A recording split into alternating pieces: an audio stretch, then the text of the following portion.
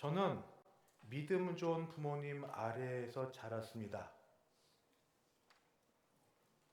믿음은 부모님이 좋은 거고 자녀는 믿음이 그만큼 따라가지 못하는데, 그래도 믿음 좋은 부모님 밑에서 자랄 때 가정 예배를 매일 드려야 되고 밤마다 식사 전에 기도 꼭 하는 게 습관이 돼서 학교 가서도 뭐 어찌 되었든 기도를 하고 뭐 남이 보든 안 보든 해야 되고, 주일 성수 말할 것도 없고 뭐 어디 사 먹는다 있을 수가 없었고, 바른 말 바른 행동 욕을 못 해봤습니다.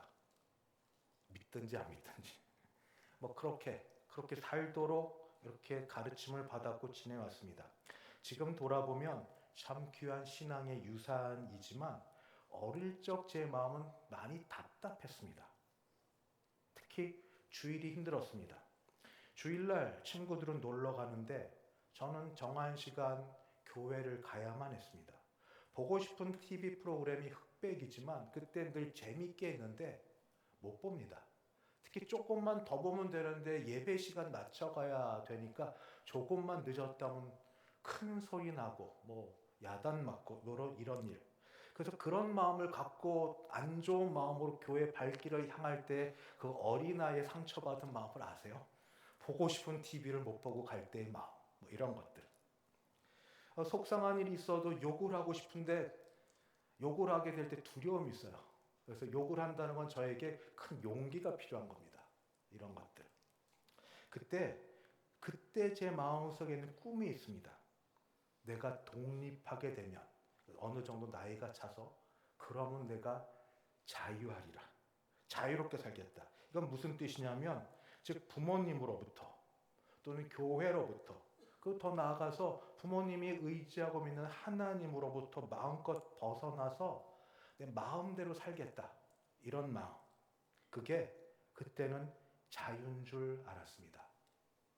그렇게 억압이라고 느껴졌고 하고 싶은 걸 하지 못하는 일들이었기 때문에 그걸 벗어나 내 마음껏 하는 게 자유라고 여겼습니다. 지금 생각해보면 참 소박하고 참 좁고 잘 알지 못하는 그런 생각이었습니다. 그저 하지 말라는 것으로부터 벗어나 하고 싶은 것이 할 수 있는 게 자유라고 여겼던 것이기 때문입니다. 나이가 들면서 자유에 대한 그런 단어가 갖고 있는 게 정말 넓고 깊다라는 걸 조금씩 배워가고 있습니다. 자유는 사실 인류 역사에서 가장 폭넓게 또 치열하게 논의되어 온 주제입니다. 단순히 하고 싶지 않은 걸 하는 것하고 하고 싶은 걸 마음대로 하는 것, 이 정도를 넘어서 자유라는 개념이 있습니다. 뭐 많이 공부해 볼 수는 없습니다만 잠깐 본 것에 의하면 자유는 이렇게 좀 정리가 될 것 같습니다. 소극적인 자유와 적극적인 자유. 소극적인 자유는 뭐뭐로부터의 자유이고 적극적인 자유는 뭐뭐를 향한 자유입니다. 소극적인 자유, 대강 추측해 보듯이 뭐뭐로부터의 자유니까 어떤 타인으로부터 부당하다고 여겨지는 간섭, 그걸 받지 않는 게 바로 자유였습니다. 타인이라고 하면 아무래도 나를 기준으로 볼 때 나보다 힘이 센 존재입니다. 쉽게 얘기해서 나보다 힘이 센 존재는 어릴 때 부모, 학교에 가면 교사, 또 주일학교도 선생님, 또 이제 나이가 들어 회사에 가게 되면 상사 또는 학교에도 선배 또는 뭐 사장님, 뭐 교회 오면 또 뭐 하여튼 어르신들, 이런 애까지 뭐 그런 존재로부터 또는 더 큰 권력, 국가로부터 부당한 간섭을 받지 않는 것, 그것이 소극적인 자유라고 하면, 적극적인 자유는 뭐뭐를 향한 자유입니다. 이것은 내 삶을 내가 결정하고 내가 선택할 수 있고 내가 통제할 수 있는 능력이라고 여기는 자유입니다. 이때 이런 것까지 생각하지 않아도 소박하게 청소년기에는 그렇게 생각하죠. 내 인생은 내 것이야. 내가 내 마음대로 살 수 있어. 내가 내 마음대로 선택하고 살 것이야. 뭐 그렇게 선포하고 말합니다. 이게 그때 당시는 굉장한 멋이고 그리고 자랑거리였습니다. 내 삶은 내 거야. 내가 무엇을 하든 나는 하고 싶은 걸 해야만 돼. 난 먹고 싶은 걸 먹어야 되고 나는 입고 싶은 걸 사서 입어야 되고 내가 갖고 싶은 걸 가져야 돼. 건들면 내 자유에 대한 충돌을 가만두지 않을 거야. 협박과 또 자기 자신에 대한 고향과 뭐 이렇게 돼. 결국 내 삶에 대해서 선택할 때 결정 또는 통제할 수 있다 이런 건데 이런 게 청소년기는 뒷받침되어야죠. 경제력 그리고 어떤 신분, 지위가 되면 그렇게 할 수 있다고 하지만 청소년기 지나면 이게 다 얼마나 부당한 쉽지 않은 일인지 알게 됩니다.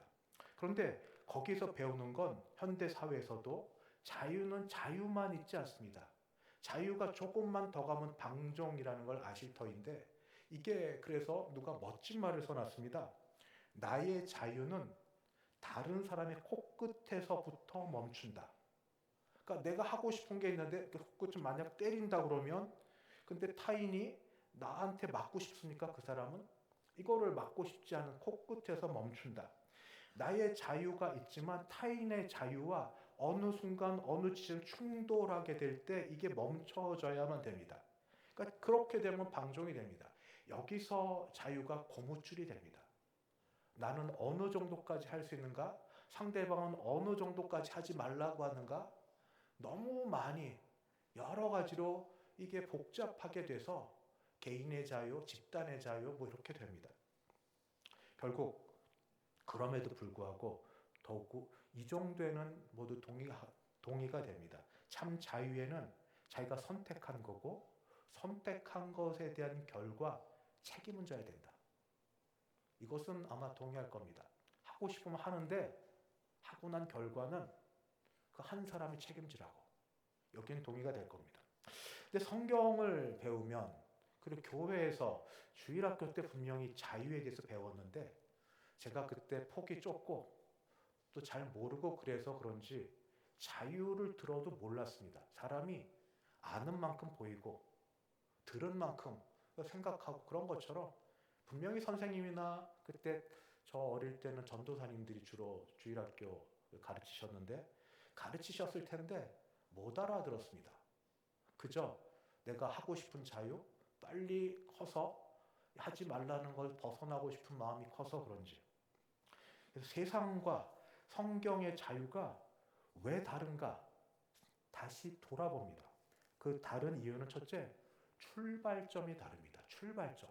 그러니까 전제라고 하는 게 다릅니다. 세상은 어떻게 출발하는가? 인간을 되게 좋게 봅니다. 인간은 본래 자유로운 존재였다. 원래 자유로운 존재였는데 무언가로부터 억압받는 것들이 생겨났다. 그것이 권력이 되기도 하고 그것이 뭐 본인의 뜻과 맞지 않는 어떤 게 되기도 하고 그런 것으로부터 벗어나는 것 그걸 자유라고 얘기합니다. 그래서 늘 해결책은 같습니다. 독립해라. 벗어나라. 끊어내라. 가을쯤 되면 제가 사춘기 때 광고를 보면서 되게 감동받았던 건 뭐냐면 그때 이 신발 광고인데 신발 광고 신발을 신으면서 그 신발을 신으면 내가 가고 싶은 어디든지 갈 수 있다는 거고 요즘에는 아마 자동차 광고가 그렇게 되는 것 같습니다. 이 신발만 신으면 이 차만 가지면 그 툭 터진 대로 마음껏 갈 수 있다. 뭐 이런 거고 사춘기 때 짧지만 좋아했던 그 책이 갈매기 조나단의 꿈, 갈매기의 꿈, 리차드 박스터의 꿈. 모든 다른 사람과 다르게 막 이렇게 벗어나는 뭐 이런 것들 그런 게 동경의 대상이 됐습니다.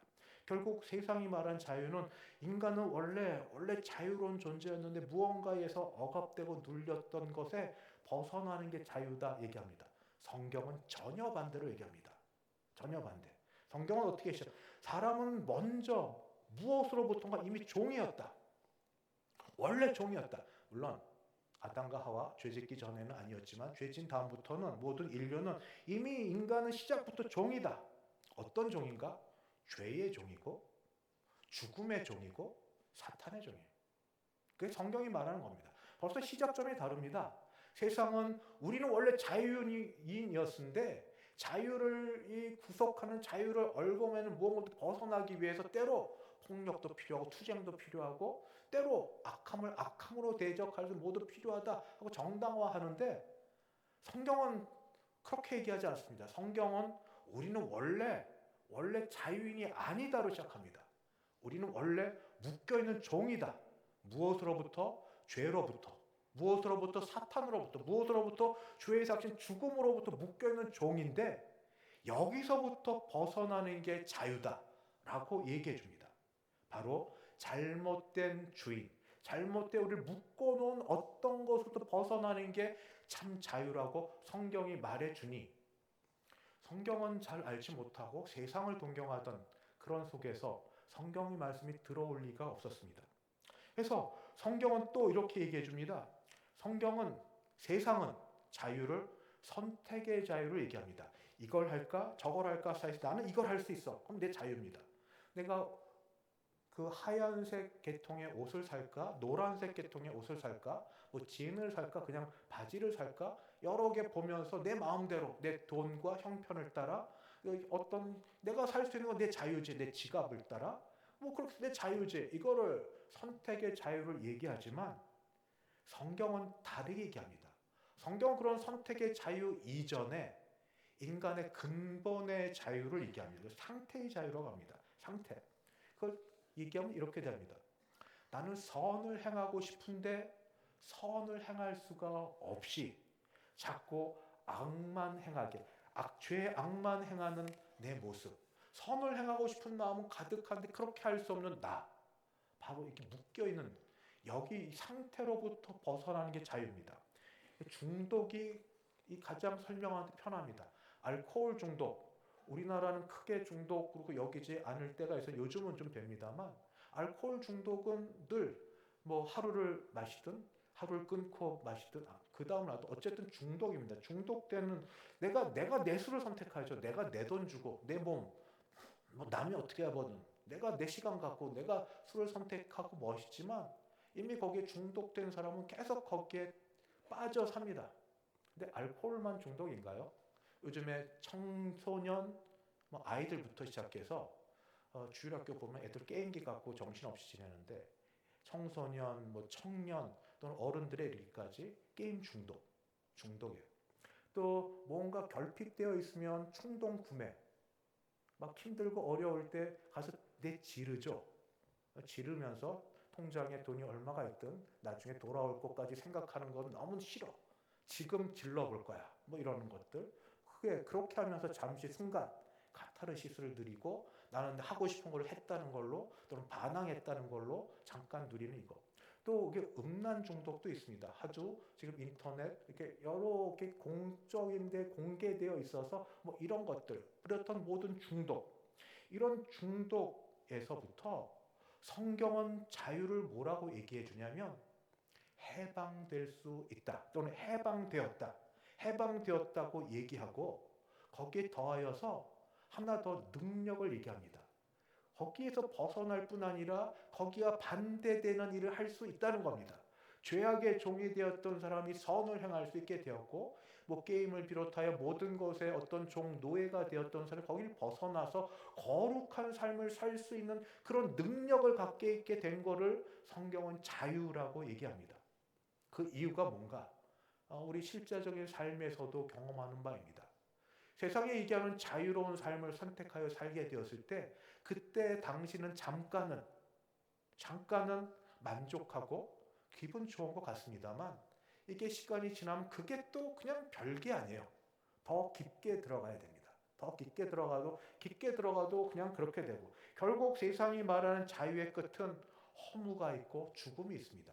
꼭 목숨을 끊어서 죽음이 아니고 이 자유를 끝까지 추구하는 사람들 끝에는 사람들과의 단절이 있고 자기 자신과의 단절이 있고 물론 이미 이렇게 하나님과의 단절은 시작된 거고 이런 죽음이 있습니다.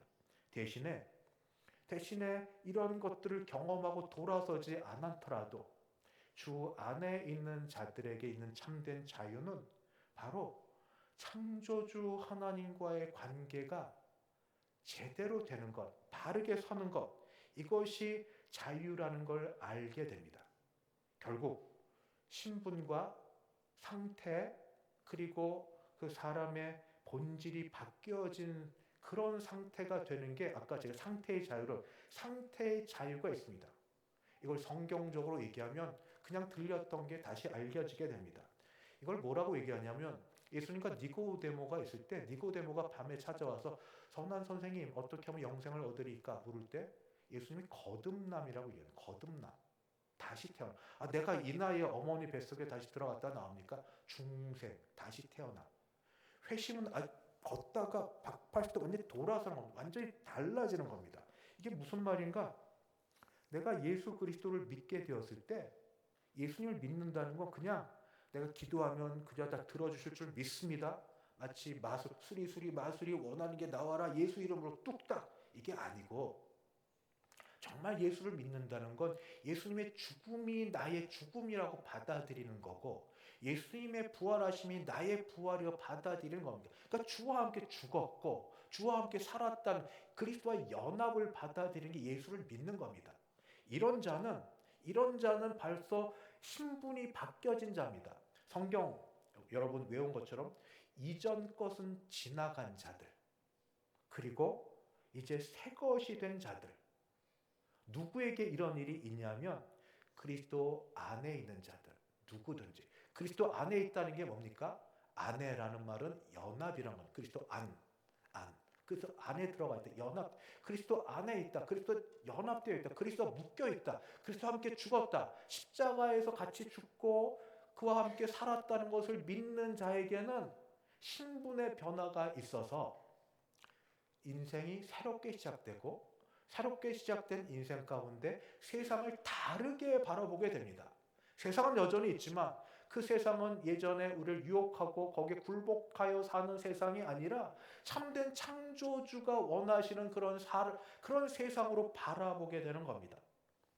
삶의 중심축이 전에는 나 중심이었습니다. 그래서 그저 누구든지 무엇이든 나를 행복하게 해주는 것으로 되어야 내가 만족하고 살던 그 사람이 예수를 믿고 예수와 함께 죽고 예수와 함께 산 자 되었으면 우리 주 예수님 또는 하나님이 중심축이 되어서 하나님을 위하여, 하나님과 함께, 하나님을 중심으로 하여서 나의 바라보는 것, 돈 쓰는 것, 시간 내는 것, 사람 만나는 것, 생활 방식 모든 것이 다 그와 더불어 바뀌어지는 것, 완전히 바뀌어지는 겁니다. 그냥 조금 바꿔서 마는 게 아니라 완전히 뒤바뀌어지는 전복입니다. 삶의 전복, 가치관의 전복. 예수를 믿으면 그런 사람이 되는 겁니다. 그게 참 성경이 말한 자유입니다. 갈라디아서에서는 그래서 이 자유가 어떤 건지 한 번 더 말씀해 주고 있습니다. 첫 번째, 자유는 그리스도께서 우리에게 해주신 선물입니다. 그래서 이 선물 위에 이걸 받은 자는 굳게 서야만 되는 책임이 있게 됩니다. 1절, 그리스도께서 우리를 자유롭게 하려고 자유를 주셨으니. 그리스도가 자유를 주셨습니다. 누구에게? 우리에게. 그리스도께서 우리를 위해서 자유를 주셨습니다.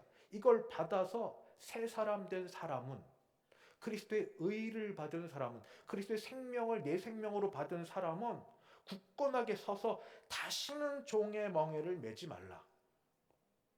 내가 종되었던 데서 로마 검투사처럼 묶여 있다가 내가 자유를 위해서 투쟁하여 싸워서 자유를 얻은 게 아닙니다.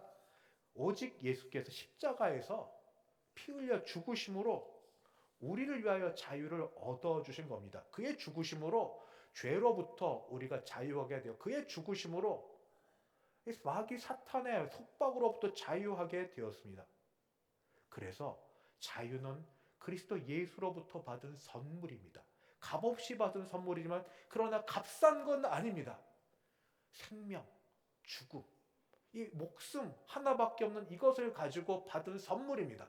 여러분, 정말 사랑하는 부모님이 나를 위해서 가장 중요한 유산으로 유품을 한두 개 남겼다. 그게 그냥 별 볼 일 없어 보이는 목걸이 하나 또는 어떤 성경책 하나 그게 되었어도 자녀된 나에게는 그게 얼마나 귀하고 소중합니까? 그런 것처럼 그런 것을 넘어서 예수 그리스도께서 자신의 생명을 우리에게 바쳐서 주신, 그래서 얻은 자유입니다. 그래서 죄로부터 벗어날 수 있는 자유고, 사탄으로부터 벗어날 수 있는 자유를 얻었고, 어떤 노예 상태에서 더 이상 묶여있지 않는 자유를 주셨습니다. 그런 사람 되었으니 다시는 굳건하게 서서 이 영적 싸움을 싸우라고 사도 바울께서는 말씀해주고 있습니다. 그런데 아는 것이 실제 삶에 들어가서 익숙해지기까지 시간이 오래 걸립니다. 갈라디아 교회가 그렇습니다. 성령으로 시작하였다 육체로 마칩니다. 은혜로 시작하였다 율법으로 마칩니다. 바로 그 두 가지가 나오는데, 하나는 할례고 또 하나는 율법입니다. 할례와 율법. 그래서 이게 뭐가 그렇게 중요하나 싶지만 바울은 목숨 걸듯 같이 아주 심한 논조로 싸웁니다. 2절, 너희가 만약 할례를 받으면 그리스도께서 너에게 아무 유익이 없으리라. 그리스도와 너희가 아무 상관이 없다. 할례가 뭡니까? 남성 성기 피를 이게 베어내는 건데, 그걸 함으로써 우월감을 느낍니다. 선민. 나는 너희와 달라. 나는 너희와 달라. 하나님이 나를 선택하셔서 이런 표시가 내 몸에 있어. 이런 것들. 자기 의가 돼. 그 할례 이후에 400년 또는 430년 뒤에 모세를 통해 율법을 주셨습니다. 율법에도 똑같습니다. 4절은 이렇게 얘기합니다. 율법 안에서 의롭다함을 얻으려 하는 너희는 그리스도에게서 끊어지고 은혜에서 떨어진 자로다. 율법은 다 지켜야 됩니다. 만약 지키려면. 한두 개 지켜서 율법을 지켰다고 말 못합니다. 율법은 행동으로 지킬 뿐 아니라 마음으로 지켜야 됩니다. 율법을 지킨 걸 완전히 지킨 걸 100점이라고 한다면 우리가 최선을 다해서 90점을 맞아도 95점을 맞아도 99점을 맞아도 하나님 앞에서는 낙제입니다. 억울하게. 사람은 하나님은 완전하신 분이어서 99점이 돼도 안 됩니다. 100점을 언제까지? 죽을 때까지. 겉으로뿐 아니라 속마음까지. 거짓말하지 말라 그러면 말만 아니라 속으로도. 탐심을 품지 말면 마음까지도. 이거 불가능한 일인데 이거를 하려고 합니다. 왜요? 나는 이 정도 했어. 너보다 낫지? 넌 뭐 했는데? 나는 11조를 하고 일에 금식을 몇 번을 하고 뭐라고 나는 이 정도 했는데 나는 저 세리보다 나. 이것이 자기 의가 되기 때문에 바로 사도 바울은 그렇게 이야기합니다. 바로 복음으로 시작했는데 복음 더하기 무엇이 들어가는 겁니다. 우리에게도 지금 이와 같은 싸움이 있습니다. 복음으로 시작했는데 그 이외에 전통이 있고, 복음으로 시작했는데 그 위에 바로 경건의 모양이 있고, 복음으로 시작했는데 중직, 원래 중직을 맡을수록 겸손해지고 낮아지고 섬기는 마음으로 시작해서 다 그러십니다. 지금도 그러신데 가끔씩 그래도 내가 오랫동안 했는데 이런 마음이 들기 시작하면 바로 그때가 바로 문제가 되는 겁니다. 우리는 어떤 사람이라고 얘기하냐면 5절 6절 보면 그저 사랑으로 역사하는 믿음만 있는 사람. 그게 자유인이 갖게 되는, 자유인이 생각해야 되는, 자유인이 품어야 되는 그런 겁니다. 그래서 자유의 참된 목적은 자유가 되었는데 자유인은 거꾸로 섬기는 자가 됩니다. 어떻게? 사랑으로. 이게 청소년기에 그렇게 이해가 되지 않았고 지금도 여전히 싸우는 겁니다. 자유인이니까 하고 싶지 않을 때 안 해도 되는 것. 하고 싶은 건 할 수 있는 것. 성경 보면 그렇지 않다는 걸. 하고 싶지 않아도 해야 되고 하기 싫어도 하고 또는 같죠. 이런 것들. 왜? 사랑함으로. 어떻게 가능하냐? 어머니는 아기를 사랑합니다. 아가가 아프면 우리 유아실에 있는 우리 엄마, 아빠들 다 아시고 여러분들 경험해 보셨는데 밤새 고열 가운데 있으면 잠 못 이루는데 그래서 노동이 심해서 다음날 피곤하여 그 가운데 회사를 가야 돼도 고생이라고 여기지 않습니다. 아이에게서 보상받으려고 하지 않습니다. 왜요? 사랑하니까. 사랑으로 섬기는 겁니다. 사랑으로 섬기는 것. 자유하지만 사랑하니까 섬기는 겁니다. 예수 그리스도께서 그렇게 하셨듯이 이것이 그리스도의 참된 자유입니다. 말씀을 마치도록 하겠습니다. 사랑하는 성도 여러분, 갈라디아서와 더불어 오늘 말씀을 통해 우리에게 물어볼 것, 나는 자유인입니까? 나는 참된 자유인입니까? 성경이 말한 자유인입니까? 저는 지난주도 말씀드렸던 것처럼 잘 드러나지 않고 잘 몰라서 그렇지 자유인이라고 확신합니다. 어떤 사람에게? 예수를 믿는 자에게. 누가 뭐래도 하나님이 살아계시다는 걸 부인하지 못하고 두려워서, 누가 뭐래도 내가 어떻게 살아도 예수님이 나의 죄를 위해 죽으셨다는 걸 내가 부인하지 못하고 그 사실을 받아들이고 믿는 사람이라면 나는 예수 믿는 사람 맞습니다. 그런데도 여전히 우리는 자유인이 되지 못하고 묶여 있어서 옛 죄악, 옛 죄, 옛 자아에 계속 묶여 있는 그 일들을 하고 있어서, 그래서 오늘 말씀을 통해 드리는 말씀, 복음, 복된 소식, 내가 해야만 되는, 내가 뭘 해야 돼? 하나님이 하셨다는 복된 소식은 뭐냐? 우리가 자유인이 되었다는 소식입니다. 우리를 정죄의 감옥에서부터, 뭘 안 했기 때문에 너는 문제야, 해야 되는데 또 하지 말아야 되는 거 했지, 늘 이렇게 판단받고 비판받는 그 자리로부터 우리를 자유하게 하신 바로 그 소식을 복음이 말씀해주고 있습니다. 그 가운데 사람들로부터도 우리를 자유하게 하십니다. 계속 비교되고 그리고 인정을 받아야 되는 바로 이런 것. 하나님은, 사람은 비교하고 사람은 평가하지만 하나님은 그렇지 않으심을 아시죠. 하나님 그리스도 예수 안에서 아무도 비교하고 아무도 판단하지 않고 살아가심을 믿으시죠. 하나님은 그리스도 예수를 통하여 그의 죽으심을 통하여 우리를 사랑하셨음을 확증해 주셨는데 뭐 다른 증거가 필요하겠습니까? 하나님이 예수 안에서 우리를 사랑하신 그 사랑이 바로 우리를 주 안에 있게 하여 주십니다. 그러므로 그 사랑을 받은 사람은 이제 사랑할 수 있는 자가 되었습니다. 이전에는 사랑을 몰랐습니다. 사랑할 줄도 몰랐습니다. 사랑해도 나를 사랑하는 걸 참 사랑으로 알았습니다. 그런데 말씀으로 돌아가 새 사람 되어 중생, 회심, 그리스도의 생명을 받은 자 되어 의롭다 여김받게 되고 그리스도의 생명으로 하나님 나라에 들어간 시민이고 아들 되고 딸 된 자로서 보니 얼마나 큰 사랑 받았는지를 알아서 우리도 하나님을 사랑할 수 있게 되었습니다. 저는 이게 부담이고 큰 어려움이었습니다. 근데 거꾸로 생각하면 얼마나 큰 영광인지요. 하나님이 절더러 나 사랑해도 돼. 외사랑 짝사랑이 얼마나 힘든지 아시죠? 사랑하는데 사랑을 안 받아줘요.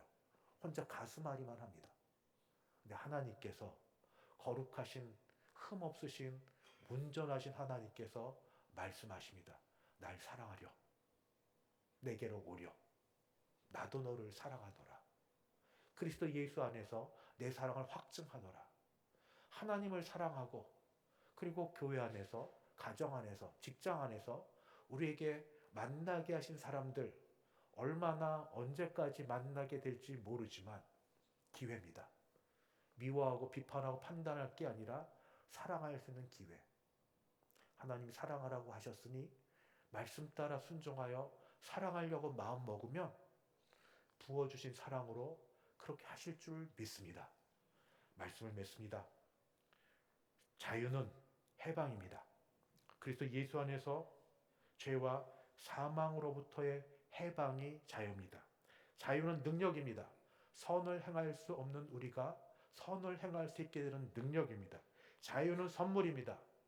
그리스도 예수의 죽으심을 통해 값없이 주셨지만 그러나 다른 어떤 것보다도 값진 선물입니다.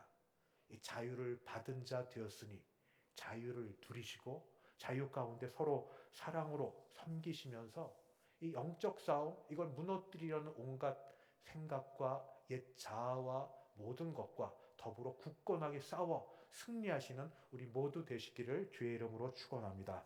기도하겠습니다.